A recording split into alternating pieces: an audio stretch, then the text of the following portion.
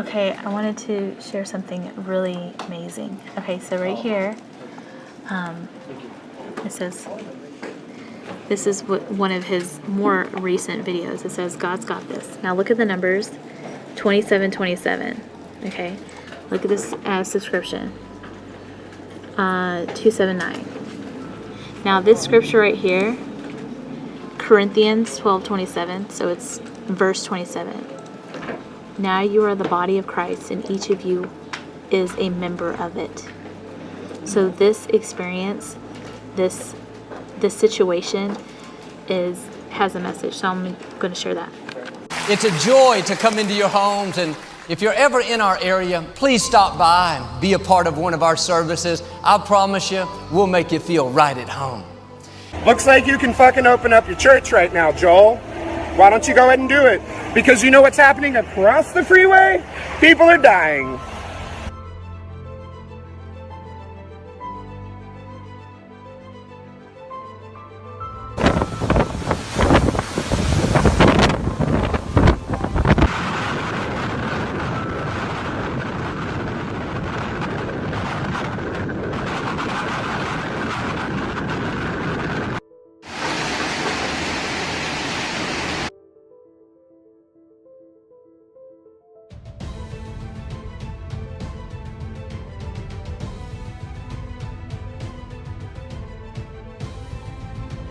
You're an amazing man. I watch you on Sundays. Your messages are always positive and happy, and you have so much love for other people. Millions of dollars made and the people come worship you. And millions of dollars made and the people come worship you. 43 million a year gets collected in the church. Another 30 million or so comes in the mail. Every single Sunday. And I'm a fan of Joel Osteen, and I'm a God-fearing man. But there is ways to get here, and people right around here are suffering. I got here. I drove my truck here. There's kids out there who need shelter, and wouldn't it be nice if a man we worship would just show his face and tell us he cares? It's a cash cow and a family business. Osteen's brother, sister, and mother are ministers in the church. But look at those carpets. Could you imagine how much money you'd have to spend on those carpets to get them clean? Could you imagine? Probably thousands of dollars. But the real money for Osteen comes from his book sales, which are repackaged versions of his sermons. His latest book, Become a Better You, for which he reportedly got a $13 million advance, goes on sale tomorrow.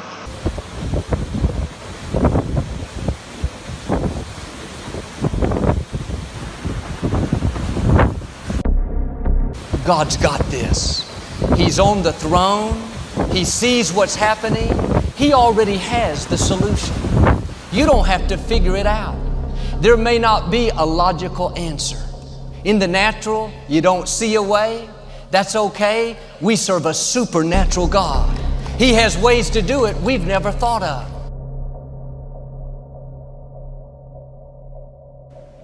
First off, the most important thing is that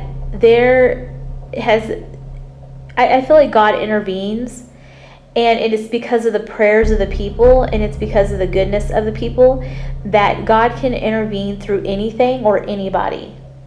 So that's definitely something to pay attention to. So that's why it's always important to give praise where praise is due and not to man. Because, so talking about Lakewood, people are like, oh, wow, he's so wonderful. He's so humble. Look, he is actually opening the doors to his church and letting people come in and things like that. Okay, so I just wanted to put that out there. It is a huge blessing. And there's definitely, I've seen the, video, and it's like a very good spirit. People are coming together. People are donating. But it's because of the people. It's not because of Joel Osteen, okay? I think that it's really important to differentiate that. Okay, so these guys have gone through a lot, but we're here for you. We got you. We've got a line wrapped around down the freeway of people coming out ready to give donations. They're pitching in, they're volunteering, they're helping out wherever they can. We have for men, women, we got kids, we got diapers, we have everything. We packed up the baby, and there was no question we had to be here. So we stick together and help each other out. Probably 1,000 volunteers here, separate, sorting stuff. See this amazing job that people are doing here in Lakewood. Here, take these guys. And where we? And there I find you in the middle.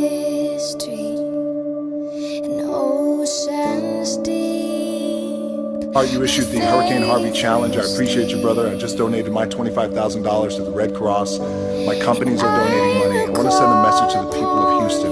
You got to stay strong and you got to hold on to faith. And keep my eyes above the waves. When oceans rise, my soul will rest in your embrace. For I am yours, and you are mine.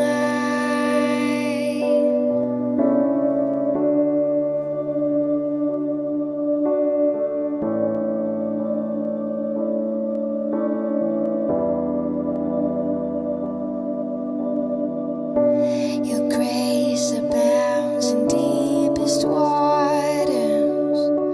Your sovereign hand will be my guide. Where feet may fail and fear surrounds me, you've never failed, and you won't start now. So I will call upon your name and keep my eyes above the waves. When oceans rise, my soul will rest in your embrace. For I am yours, and you are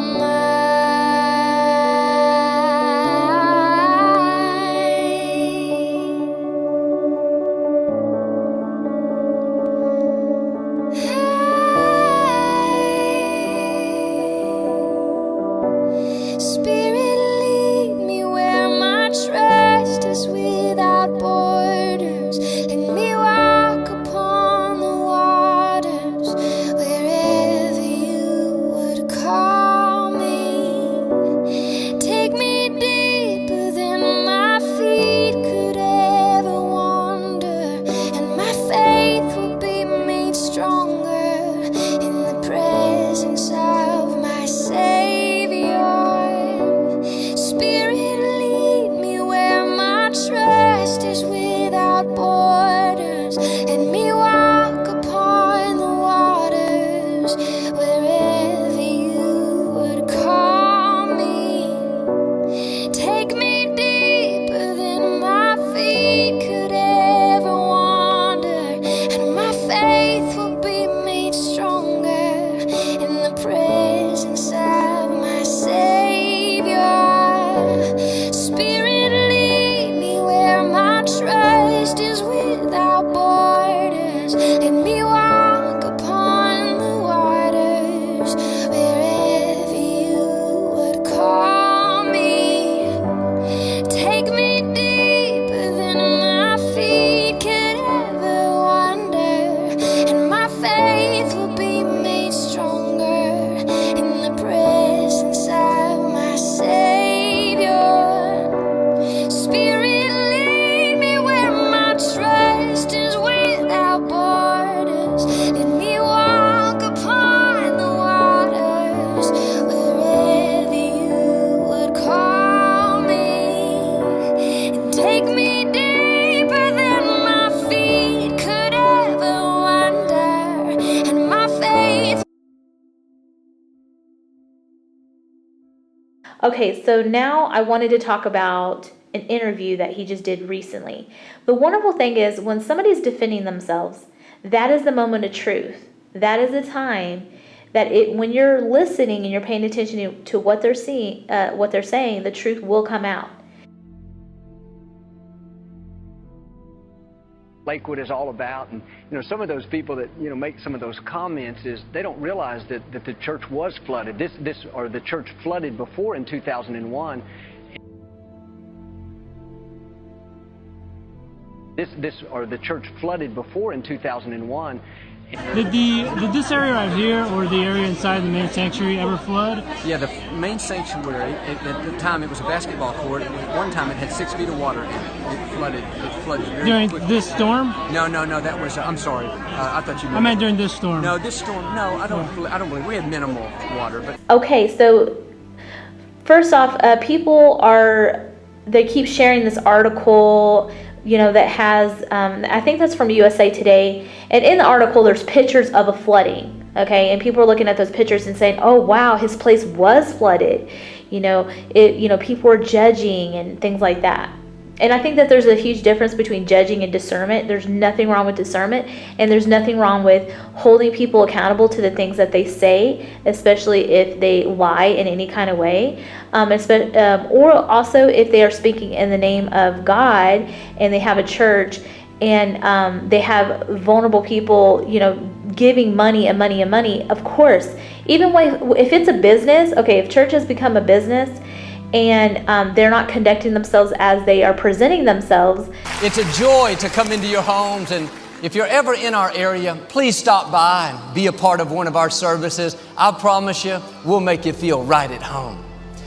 Then there's nothing wrong with questioning somebody. So the reality is it's a business, okay? You make vast sums of money. I'm right in thinking, I think your church takes in $80 million a year, but all of that gets ploughed back into the church. Is that right? That's correct. But on the books which sell by the squillion, you keep all the cash.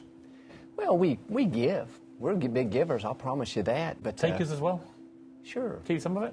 We do. Would you have any problem It's like when you have to pay the light bill, Exactly, yeah. But I mean, you're like multi-millionaires, aren't you? Well, we don't have any problem. I don't think God has any problem with you being blessed. It's where your heart is. Our heart was never just to go out and make money and let's become rich and do this and that. It's you know what? Let's fulfill our purpose. Did you like being rich? Well, I like being able to help others. I like being able to fulfill. I'm tired of everyone telling me that, he's done enough. And when he can, he'll open up his church. Looks like you can fucking open up your church right now, Joel. Why don't you go ahead and do it? Because you know what's happening across the freeway? People are dying.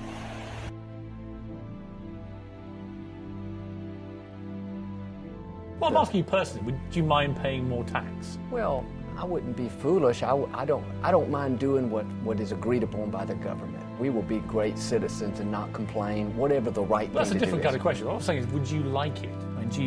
I would rather have all the money and the government run great without the money, and I'd give it away to other people. But, I don't think, obviously it's not practical. We got to, have infrastructure and all the other.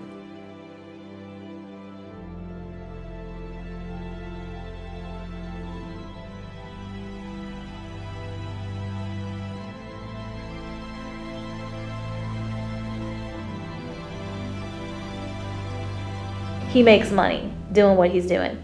Now, he said in his interview, and I'm assuming he was trying to tread lightly legally. The church flooded before in 2001. Here's something to think about. Now, he was saying a statement about how the waters receded, with the flooding, and so he's referring to that picture, and he's pulling a wool over people's eyes because he really is talking about 2001, even though people's minds are thinking about, Hurricane Harvey. He says specifically that, okay, and then the waters receded. The church doors have always been open. We took people in as soon as the waters receded. Now, with the independent journalist that went on his property and they were filming it and they're like, oh my goodness. Okay, there was no water outside of it. There was no water in the parking garage. There was no water, any of that. How in the world can it even be possible, especially if it's on a hill, right? How could the waters have already receded before when people are filming, but then all that, water within the building from that picture, which was from 2001, really, even though it's trying to make it seem like it was from Hurricane Harvey, I mean, how could that happen? The only way flooding like that could happen is if it's flooded on the outside as well. So it doesn't make any sense that there would be flooding within that, within the building as it's showing in the pictures if it's not on the outside, because the only way that's going to happen is if a pipe burst. Okay, so that doesn't even make any sense. So the reality is, his place did not flood. And he doesn't say specifically it was from Harvey. Okay, so pay attention to that. If he specifically said, yes, Hurricane Harvey is what made my place flood, those pictures that you're seeing, if he specifically says that, those pictures you're seeing is from Hurricane Harvey, he can get sued. And that's why he's treading lightly. So just give praise where praise is due, that the wonderful miracle that has happened with people coming together and people donating, it was not from Joel Olsteen. It was from the people. Okay? And his church is built by the people. And also his church was closed. There's kids out there who need shelter, and wouldn't it be nice if a man we worship would just show his face and tell us he cares? From the people. And the only reason it was open is because of the pressure, because of the social media backlash. People are saying that you closed your doors when the people of Houston wanted you to open them and use it as a shelter. In fact, this is one tweet that came out from Allie. She writes this: worth noting that some of their parking is underground, but they could still drop people off at the door easily. Another tweet said, really hope the reports on Joel Osteen aren't true. People have lost everything. Open up your church to show people God's love. What's your reaction to some of these people who said you have your doors closed? Okay, that's the only reason why it opened. And he's saying that he's waiting for all the other places to fill up. And when the George Brown, the big shelter filled up, people started coming here. So I don't know. I think sometimes people try to make that narrative that, we're not open to people, but we've been doing this for 60 years and we'll continue to do it. What do you make of all of this? Because you're an amazing man. I watch you on Sundays. Your messages are always positive and happy, and you have so much love for other people. And when you hear this negativity, and you hear people saying that your church is closed, clearly it's not. That your church didn't flood. That one lady took a picture of the outside and said, look. But then we just showed pictures that you actually sent us inside your church. Oh my goodness, I just heard. She said, pictures that you sent us of the flood. So basically, oh my goodness, I just found this out. So he's the one that sent these pictures that are from 2001 to the news. And so the news is thinking that it's from Hurricane Harvey. But they're asking him, and he said it was It flooded during quickly. This storm? No, that was, I'm sorry. I thought you meant. I meant during this storm. No, this storm, no, I don't believe, we had minimal water. But minimal damage, but oh my gosh. So he sent these pictures, the ones that you're seeing of, all this water coming in, right?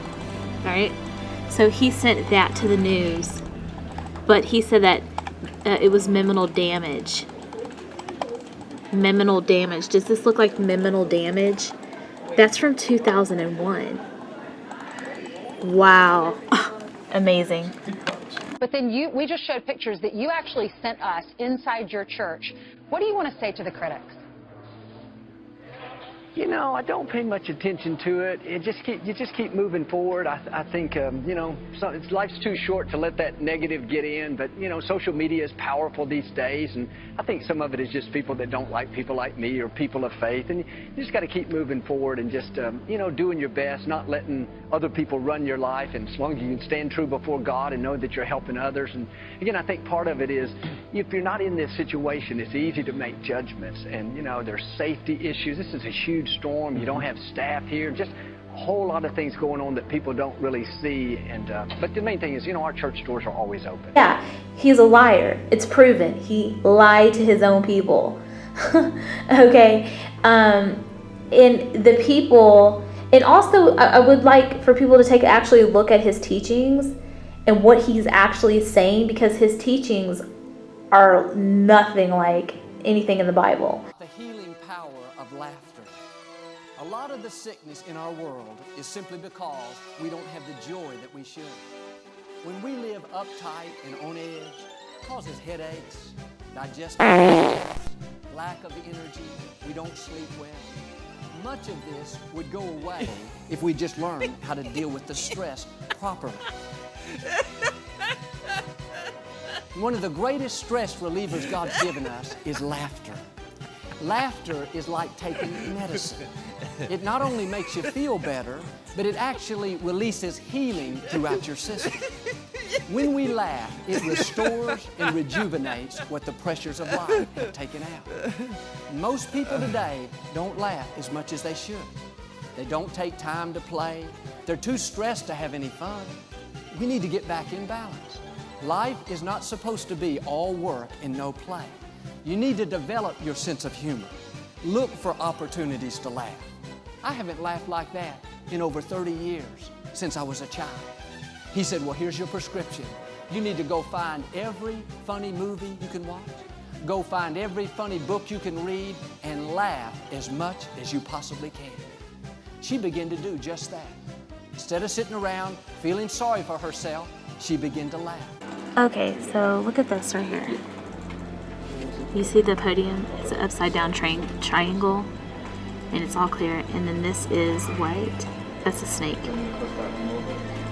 Okay, and then right here is a world right behind him. So the serpent, Illuminati in the middle, which looks like an eye as well, and then the one world religion.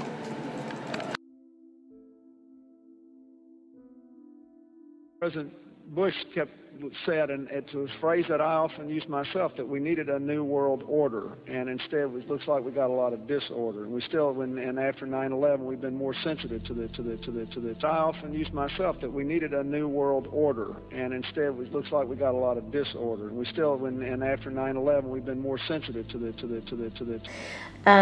That is from the New Age, and it's like a one world religion, and that is like the system of the one world religion, as far as thinking that you can create money by your thoughts.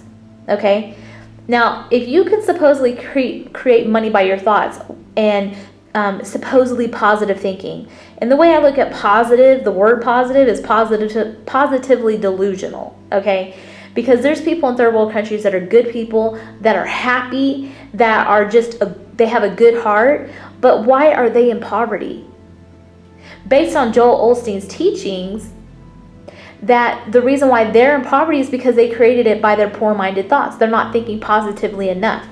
That is Joel Osteen's teachings. So no wonder why whenever the hurricane's happening and he's not letting the doors open, he's probably thinking like, you created it by your poor-minded thoughts. You're not thinking positively enough, and that's why you created the hurricane.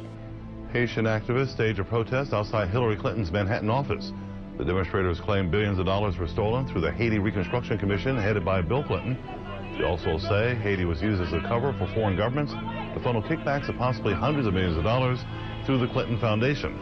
They say it was done in exchange for favors that Hillary was doing for them as Secretary of State. They say they want their message to get out so Americans won't vote for her if she runs for president.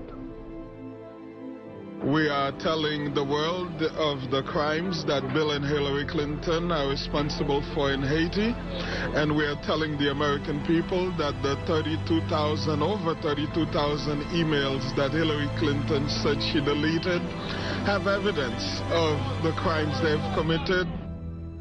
The demonstrators staged a rally in front of Bill Clinton's office in Harlem in January. With a recess. Okay, that's why he did not open the doors, because he probably thought those people were not positive enough. Okay, that's why he did that video about God's got this or whatever like that. You know what I mean? So, so the people in third world countries or other, nations that are struggling and not able to be like industrious is because of government takeovers. It's because of bad leaders. Okay, that's the reason. That's the truth. And until people actually take a look at the truth and stop, believing this hokey pokey stuff that the leaders then themselves give into into the everyday people. So it's just like all of it's just weird. It's just like those same type of leaders are the same ones that are, spewing out this belief system that, people create wealth by their thoughts. I mean, celebrities and all these people high up and, government officials and some of these, people are paid off. So it has nothing to do with positive thinking. It has to do with them selling themselves out, okay? And so, I would never want to be a person that would sell myself out just to get ahead. I'd rather be poor. And so the people that have, a lot of times, that have been in struggle, or, even if you look at the music industry, there's really good artists that are making a huge, difference, or they're putting out a positive message, and they're like last to be heard. I think that's changing. But, it's not because the stuff that they have is not good. It is because that there is a lot of politics, and it's corrupt politics. So until people wake up to it and not allow people to pull a rug over somebody's eyes, and I think that is so wrong, to have to try to have people second guess their own memory. So what he's doing, Joel Olsteen, is he's trying to have people think that they're delusional, that they are delusional, that they're imagining it, that his place was always open, even though the facts don't match up. So basically he's treating people as if, he's thinking that, they're stupid, or that they don't know how to put the, pieces together. And that, so that is like a whole other level of mental and emotional, it is emotional abuse or mental abuse, to make somebody believe that their whole reality, or even though the facts that they have there, is just their imagination. You know what I mean? Like, okay, so anyway, so that's all I wanted to say. Like, I just can't allow it to be pushed under the rug. I wanted to make a video. This is my official video. I don't think I'm gonna talk about it anymore. But what he did was freaking wrong. He's evil as hell, and he looks like a sociopath. If you look, you actually, Google his name. You actually Google Joel Osteen's name. He's smiling in every one of his pictures. That's not a genuine smile, because if you look at his eyes are not smiling. It's not smiling with his, smile. And I mean, his wife too, you look at her eyes, she looks frightened. Okay, so why is she smiling if she looks frightened? There is an inconsistency with what's going on in his face. Okay, and usually people that smile excessively to the highest level, and they're not smiling with their eyes, but they're smiling with their mouth. It shows that they're afraid to let their they're afraid to be broken apart, because the facade, okay, they're afraid that if they just make a serious face, that the whole facade will be broken down, and people can actually look within and see, like, wow, like, they're definitely not who they are purporting themselves to be.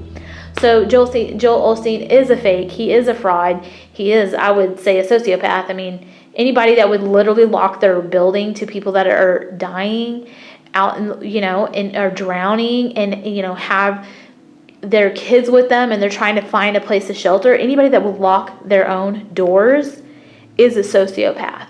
So I would just encourage people to really just look at who they're following, and just realize that if you are supporting somebody that is doing that kind of damage to society, and teaching false teachings like that, it's like you're contributing to it as well. You're a part of the problem.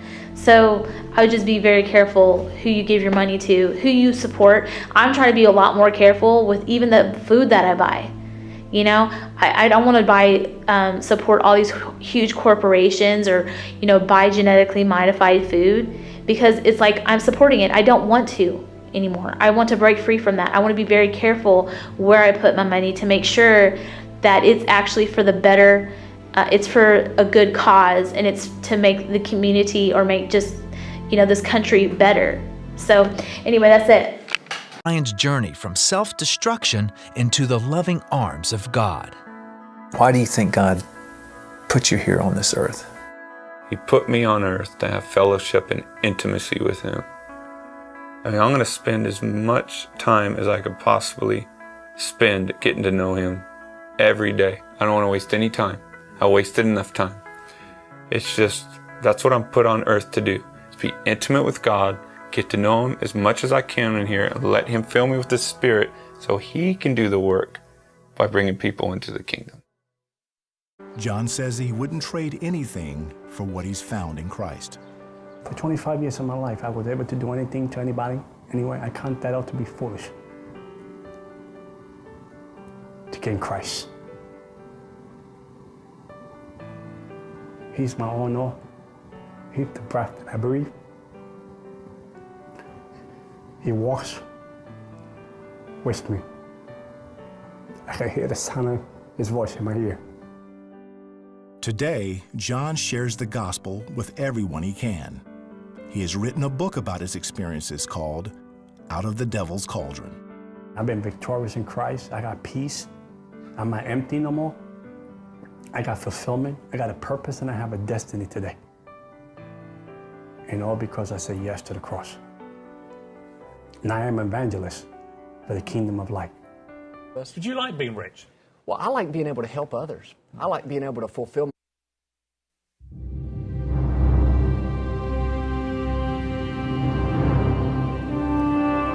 Art thou the King of the Jews? My kingdom is not of this world. What shall I do then with Jesus, who is called the Christ?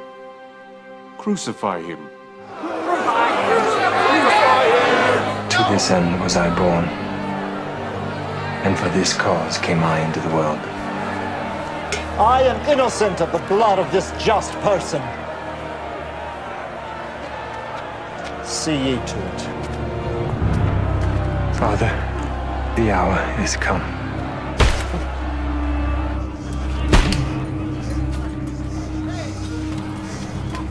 Glorify thy Son, that thy Son also may glorify thee. And this is life eternal, that they might know thee, the only true God, and Jesus Christ, whom thou hast sent.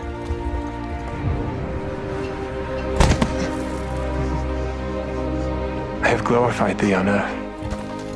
I have finished the work thou gavest me to do.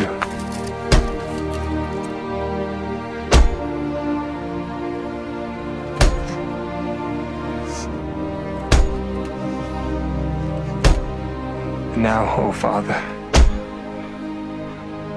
glorify thou me with thine own self, with the glory which I had with thee before the world was. Father, forgive them, for they know not what they do. He saved others.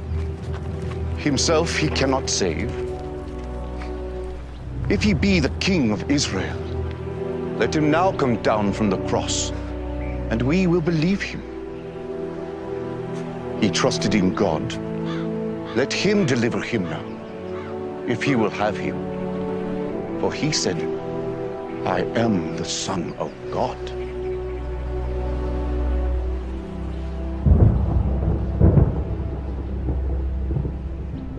O righteous Father, the world hath not known thee, but I have known thee, and these have known that thou hast sent me. Woman, behold thy son. Behold thy mother.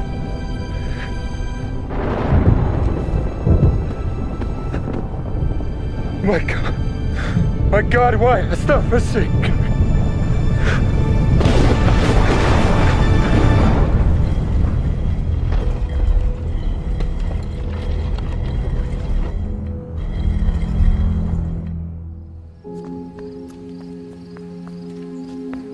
Therefore doth my Father love me, because I lay down my life, that I may take it again. No man taketh my life, but I lay it down of myself.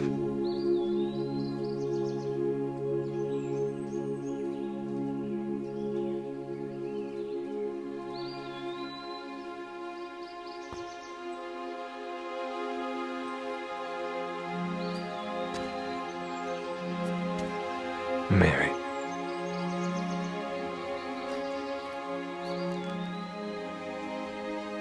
Rabboni.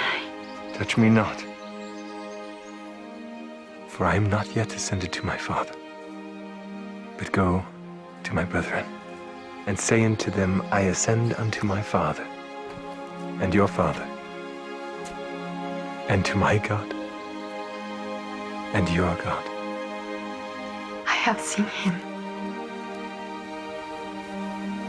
O righteous Father, I have declared unto them thy name, and will declare it, that thy love, wherewith thou hast loved me, may be in them, and I in them. Go ye therefore, and teach all nations, baptizing them in the name of the Father, and of the Son, and of the Holy Ghost, teaching them all things whatsoever I have commanded you. And lo, I am with you always, even unto the end of the world.